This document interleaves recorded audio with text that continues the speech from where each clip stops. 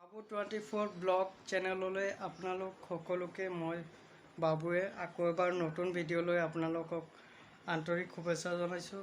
সকলোৱে ভিডিঅ'টো চাওক আৰু লঞ্চলৈ ঘূৰিব গৈ আছোঁ, সকলোবোৰ দেখাম। আশা কৰিছোঁ আপোনালোকে ভিডিঅ'টো সম্পূৰ্ণভাৱে চাব আৰু সহযোগ কৰিব বুলি। এটা লাইক কৰি থৈ যাব, এটা কমেণ্ট কৰি দিব।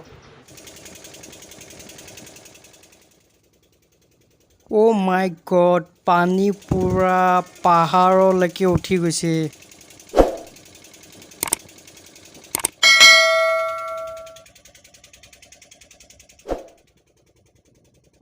অলপ লঞ্চৰ ওপৰত উঠি আহিছোঁ সম্পূৰ্ণ যাতে দেখাব পাৰোঁ আপোনালোকক। ইফালে চাওক, পুৰা পানী পানী, ফুল পানী।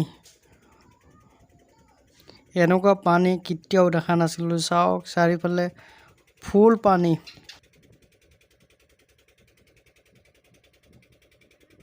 ইফালে মৰাপাটৰ কাৰণে পানীবিলাক দেখা নাযায়। পুৰা গুপ্তেশ্বৰ মন্দিৰৰ ওচৰলৈকে পানী অলৰেডি গুচি গৈছে।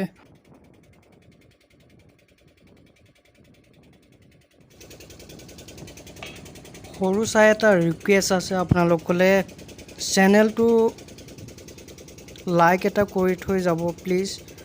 আপোনালোকৰ কাৰণে বহুত কষ্ট কৰোঁ, তো ইমান পানীৰ মাজতো আহিব লগা হৈছে, তো এটা লাইক কৰি থৈ যাব প্লিজ।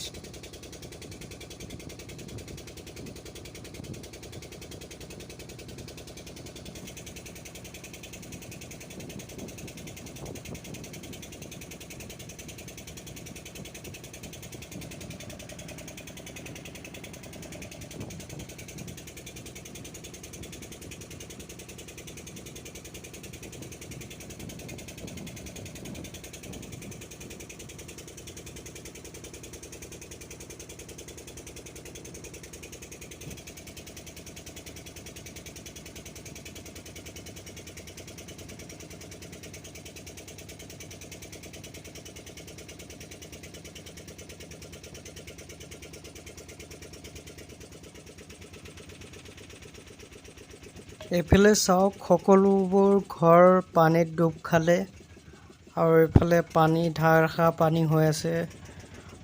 এয়া চাওক, মেইন যোনখন ব্ৰহ্মপুত্ৰ, এইখন ব্ৰহ্মপুত্ৰত আহিছোঁ আমি। চাওক চাৰিওফালে পানী আৰু ঘৰবোৰ কেনেকৈ পানীত ডুবা খাইছে। তো পাহাৰৰ কিনাৰতে লাগি থকা মৰাপাটৰ খেতি বাতি চব পানীত যোৱা হৈছে অলৰেডি। মানুহৰ ঘৰ চৰ চব পানীত গৈছে।